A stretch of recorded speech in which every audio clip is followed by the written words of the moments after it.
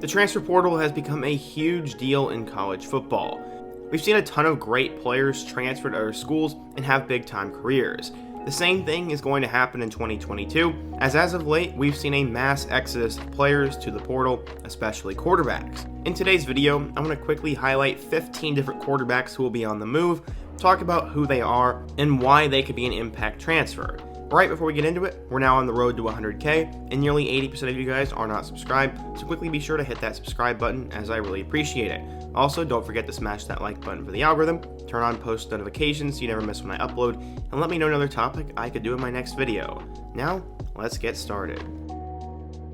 So the first player I'm going to talk about is Cade Fortin. Coming out of North Gwinnett High School in Sewanee, Georgia, Fortin was a high 3-star recruit and would have the ability to play high-level college football. He ended up deciding to go to North Carolina, where he became a part of their 2018 class. This was obviously a year before Sam Howell, so Fortin would battle it out in 2019. He'd end up losing the job, and after the season, he entered the portal. He transferred to South Florida, where he ended up starting a couple games this year, but struggled massively. He only threw for 183 yards with 2 picks, and in his entire career, he's thrown for 600 yards and 1 touchdown. While he hasn't had the greatest career so far, I do believe Fortin will go down to a lower level team and make an impact. Cameron Rising has taken over at quarterback for Utah, and because of that, it looks like some of the backup options are going to enter the portal. The biggest name from them is going to be Peter Costelli. Coming out of Mission Viejo High School in California, the 6'3" quarterback was a 4-star recruit, the number 27 quarterback, and the 249th best player in the class of 2021. He also had offers from Arkansas, Cal, Colorado, and Arizona, so obviously he was wanted by a lot of schools and could play Power 5 football. He didn't end up seeing the field at all in 2021, and because of that, he entered his name into the transfer portal, where I likely think he'll go to another Power 5 school. Coming out of Alpharetta, Georgia, Jordan Yates decided he would go to Georgia Tech and play for Jeff Collins. This would be year 1 under Collins, and Yates was going to be his guy. Despite only being 5'11", Yates would have an opportunity to play for the Yellow Jackets. He was a high 3-star recruit and the number 18 dual threat quarterback in the country, but he ended up playing a little bit in 2019. He'd play a backup role in 2020 as well, and in 2021, he'd have a couple games where he played. This was because Jeff Sims was hurt, but in his absence, he threw for nearly 1,000 yards and 6 touchdowns. He also had 2 more scores on the ground rushing, and just like Cade Fortin, I think he's a player who could be really good at a lower level. Iowa hasn't exactly had the best quarterback play over the last year, as Spencer Petras can barely move, and he's not the best passer in the world. That's why I'm a little bit shocked that Deuce Hogan entered the transfer portal. Coming out of Grapevine, Texas, Hogan had offers from Iowa, Boston College, Baylor, Colorado, and even Georgia. Yes, Georgia came in late and offered him, but Iowa was able to secure his talents. He was a high 3-star recruit and the 15th best pro-style quarterback in the country, but he would redshirt in 2020. In 2021, he legitimately had 1 completion for 2 yards, and that is the only opportunity he got on the field. I really don't know what Hogan's ceiling is, as maybe he goes to another Power 5 school, but he doesn't really have the numbers or the recruiting ranking for me to believe that, but either way, I am rooting for him. This is another one I don't understand. Everyone knows Brock Purdy, the under-recruited player who went to Iowa State and has now started the last 4 years. He's likely going to become the best quarterback in Cyclones football history, but his little brother was supposed to be a big deal as well. He went to Perry High School in Gilbert, Arizona, and became the number 7 dual-threat quarterback in the class of 2020. He was a 4-star recruit and a top 200 player, and he decided to go to Florida State over Michigan State. He obviously had a lot of potential and talent, and football ran in his name. What was really weird though is he never saw the field. Jordan Travis and Mackenzie Milton both played this year, but in my eyes, neither of them ended up being superstar by any means, and especially when they struggled, I never understood why Purdy didn't get a shot. It's pretty obvious why he entered the portal, because he never saw the field, and I do believe he will settle at another Power 5 school, and maybe it'll be Iowa State. Who knows though. Harrison Bailey is one of the top quarterbacks in Georgia high school football history, as his name amongst many elite players. He decided to go to Tennessee over other big-time offers and was a top 100 4-star recruit in the class of 2020. Bailey started 1 game against Florida last year, and when Josh Heupel came in, the writing was on the wall for him. Bailey was a different player than the system that Heupel wanted to bring in, and Hendon Hooker played a lot better. Because of that, Bailey entered the portal about a month ago, and he has still not found a destination, but he was a borderline 5-star recruit at some point, and I think he's going to find a fit that helps him become a star. I've always been super high on him. Dorian Thompson-Robinson has become a star for the Bruins over the last 3 to 4 years, and there was a line of quarterbacks waiting for their opportunity behind him. At 6'7", coming out of the St. Paul's School in New Hampshire, Parker McQuarrie was the #1 player in his state. He was also a 4-star recruit and the #11 pro-style QB in the country, and he decided to go all the way across the country and play in Chip Kelly's offense at UCLA. He didn't end up seeing the field at all this year, but McQuarrie obviously had a very high ceiling and a lot of talent. That's why I was a little bit shocked when I found out he entered his name in the portal, but part of it does make sense.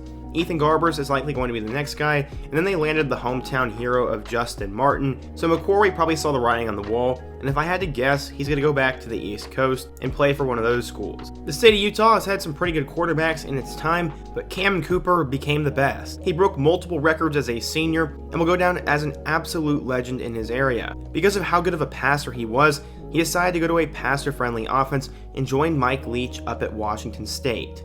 Cooper was a big deal as he was a 4-star recruit and the natural successor to Luke Falk. Nothing ended up happening as he did not even throw for a single touchdown in his career and had 1 pick. He only attempted 23 passes, and with both Jaden DeLaura and Jarrett Garantano taking time away from him, Cooper decided to enter his name into the portal, and he's going to find his next destination. If I had to make a guess, he might return back home and go to a school like Utah State or go to the Mountain West, and I think just because of his pure arm talent, he's going to put up numbers somewhere when given a chance. Small chance he goes to Mississippi State. Jack Plummer was not a 4-star recruit, but the guy had a lot of potential.